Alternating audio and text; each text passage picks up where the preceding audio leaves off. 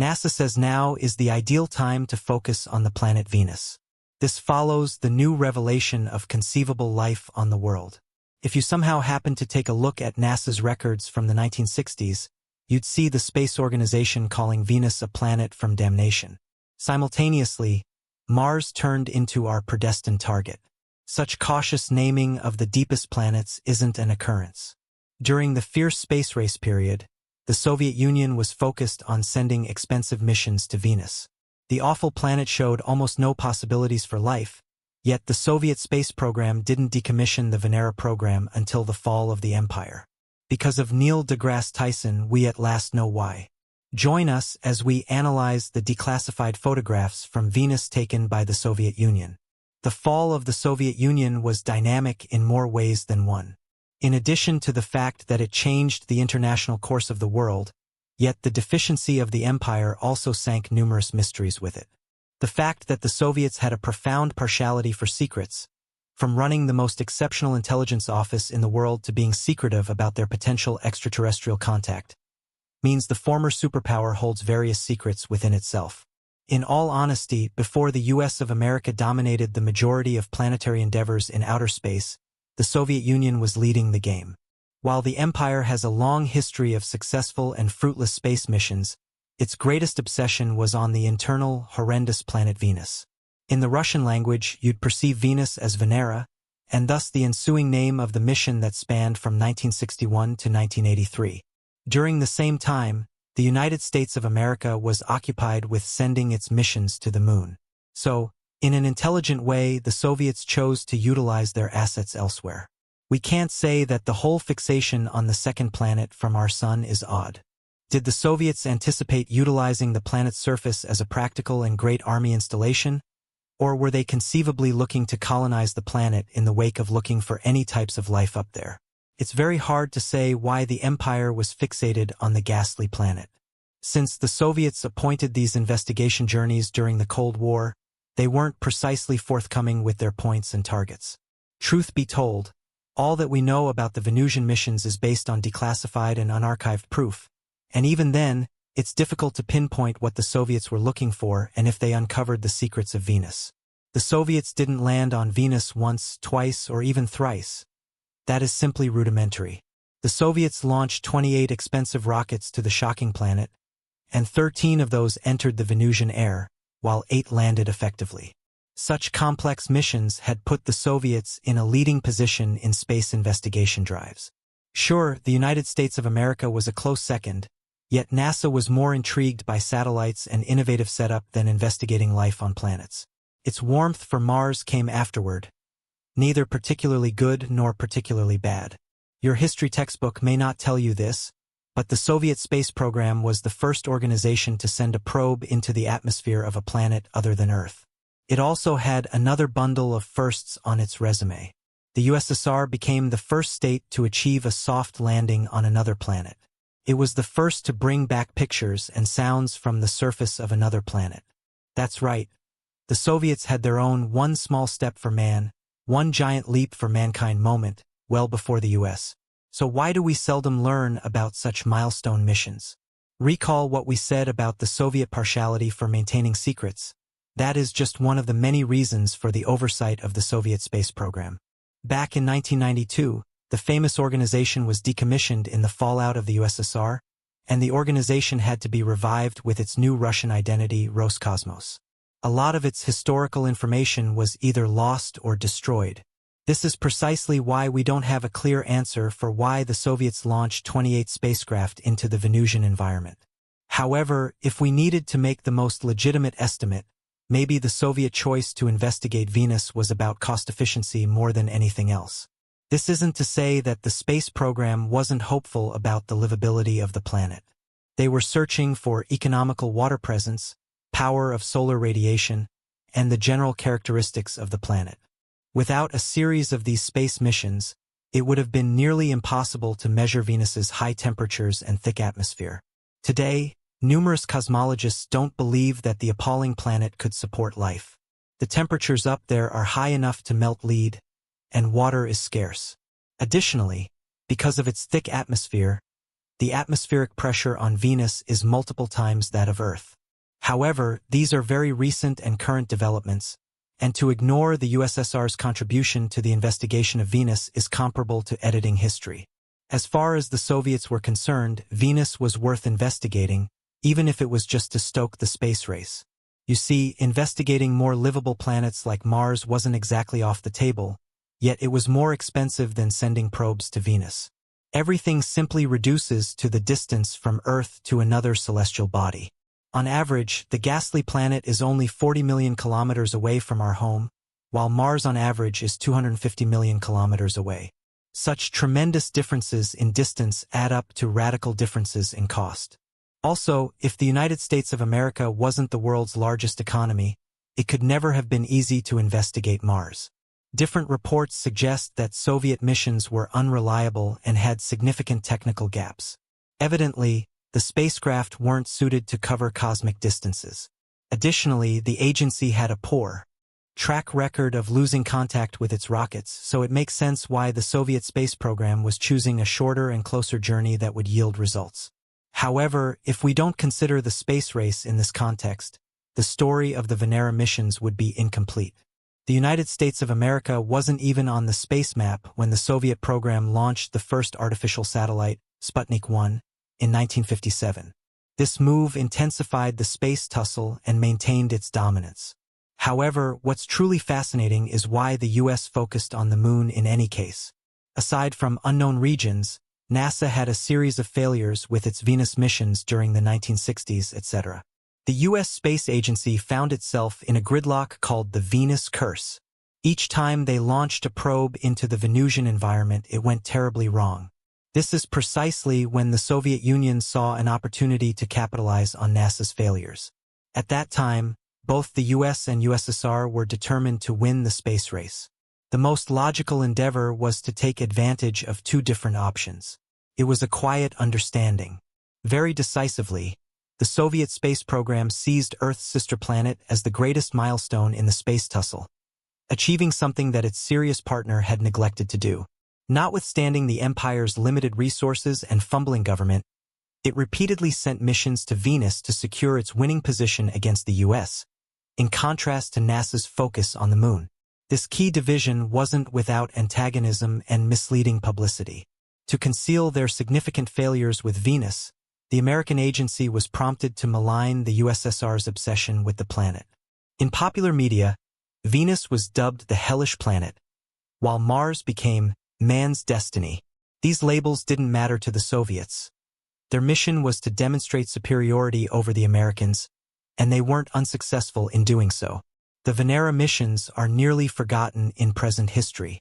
Nevertheless, despite their dated origins, those missions were profoundly complex, advanced, and ambitious. In fact, if we need to pick an event that marked the dawn of the space age, the Venera investigations would take the lead. Harking back to the 1950s, the Soviets began to experiment with the design and technical details of the probes, and for the next 30 years, they continued to build and launch interplanetary spacecraft as part of the Venera program. Since the program was running alongside a highly turbulent Cold War, the Soviets were fixated on optimizing their resources. Fortunately for them, the early years of the conflict provided them with more heavy lifting capacity than the US of America. That advantage turned out to be quite beneficial. Building on their capabilities, the USSR began to assemble and launch larger rockets that were designed to withstand high altitudes and great distances. The Soviets rushed to experiment with both manned and unmanned spacecraft. Simultaneously, the Soviet academic community was working on a series of calculations and assessments to create precise trajectories for the Venus missions. Behind the scenes, their Mars programs were also running successfully. For the Soviet Space Agency, nothing was more important than developing complex instrumentation for these probes. This led to the greatest breakthrough in the history of space exploration. In 1966, the Soviet agency launched Venera 3, making it the first artificial probe to enter the atmosphere of Venus and successfully make contact with the planet's surface. This pivotal achievement intensified the competition between the two superpowers. Unlike the American missions, which were fraught with failures and gridlocks, the Soviet program continued to make progress. Despite the program's gradual progress, the USSR managed to send successful probes into the Venusian environment. The most significant issue with this approach was limited design capacity. The Soviets quickly overcame their design issues and launched the most advanced rockets of the Venera program in the 1970s. Their highlighting capability allowed them to conduct the first dual launches of Venera 4 and Venera 5. According to most historians, this was the most intriguing decade in the history of space exploration. Indeed, the US of America did attempt to come up with similar launch plans. So, why did the Soviet agency opt for dual launches into Venus? To understand this, you must recognize that interplanetary travel requires advanced instrumentation to gather the highest level of data and evidence. Clearly, the spacecraft was first launched to survey the planet's surface. This is exactly what happened with Venera 4. Since the launch went smoothly and the spacecraft entered the atmosphere of Venus effectively, the Soviet program continued with Venera 5. It wasn't just a repetition of the first launch. The second spacecraft was specially designed to collect unique data about the planet. In other words, the Soviets aimed to break through barriers of temperature, atmospheric pressure, and radiation on Venus. They didn't have to wait too long for their answers. By the mid-1970s, the Soviet program was entering the most advanced phase of the Venera missions. Everything the USSR had done up to that point was about research and development. It was about ensuring that their designs and technologies were optimized. It was also about perfecting the methods and mechanics of interplanetary travel. However, for the second decade of Venera missions, the Soviet Union aimed to conduct exploratory missions. The most successful and fascinating launch of this period was Venera 7. As the 11th Soviet probe entered Venus's atmosphere, it became the first spacecraft to transmit data from another planet. The planet's high temperatures, density, and surface pressures were already noted. At this point, the Soviets were trying to record Venusian sounds. The next major achievement for the program came in the mid-1980s. Venera 13 had surpassed all previous interplanetary investigations in terms of complexity. This spacecraft was the first to capture color panoramic photographs of Venus's surface. At the same time, the Soviet program launched Venera 14 to gather similar data about the planet's surface.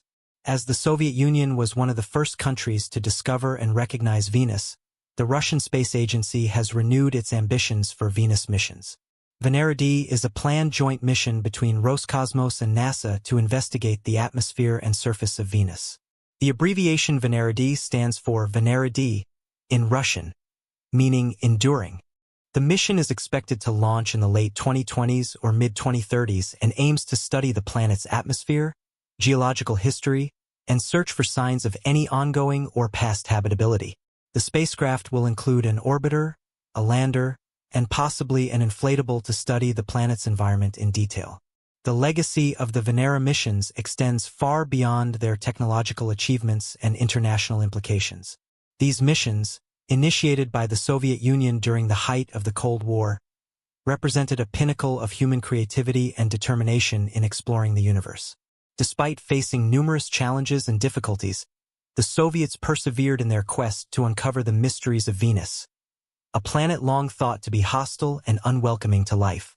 One of the most critical aspects of the Venera missions was their pioneering use of mechanical probes to study planetary climates and surfaces. These missions paved the way for future exploration beyond Earth's neighborhood and laid the groundwork for our understanding of planetary science. The data collected by the Venera spacecraft provided valuable insights into Venus's extreme climate, including its scorching temperatures, crushing atmospheric pressure, and toxic atmosphere dominated by carbon dioxide.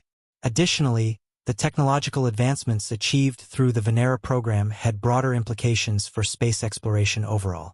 The development of durable, heat-resistant materials, robust communication systems, and reliable landing techniques were crucial accomplishments that contributed to subsequent missions to other planets like Mars and beyond. The lessons learned from the Venera missions continue to inform spacecraft design and operational strategies in contemporary space exploration efforts. Beyond their scientific and technological significance, the Venera missions also had profound social and political ramifications during the space race era. These missions symbolized the competition between superpowers for dominance in space exploration.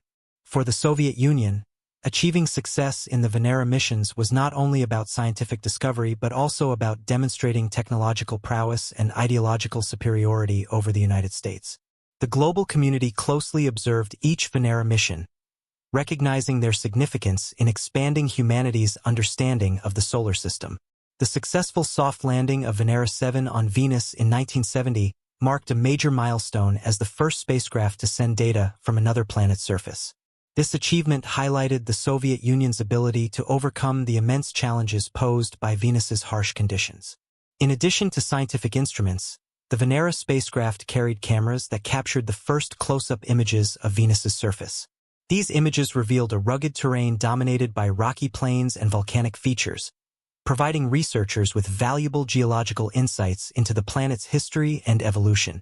The panoramic photographs taken by later missions, such as Venera 13 and 14, further enhanced our understanding of Venus's surface morphology and composition. Despite their successes, the Venera missions also encountered their share of failures and difficulties. Some missions either failed to reach Venus or experienced technical malfunctions that prevented them from transmitting data back to Earth. The challenges of operating in Venus's hostile environment, including extreme temperatures exceeding 450 degrees Celsius (842 degrees Fahrenheit) and corrosive sulfuric acid clouds, posed significant engineering challenges for spacecraft design and operation.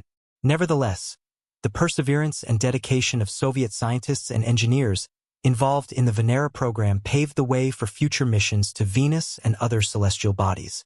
The legacy of the Venera missions lives on in the ongoing exploration of Venus by space agencies worldwide, including NASA's upcoming Venera D mission in collaboration with Roscosmos. Looking ahead, the Venera D mission aims to build upon the achievements of its predecessors by sending advanced instruments to study Venus's atmosphere, surface geology, and potential signs of past or present habitability. The mission represents a collaborative effort to unravel the remaining mysteries of Earth's nearest planetary neighbor, and to extend our understanding of the conditions that could support life beyond our own planet.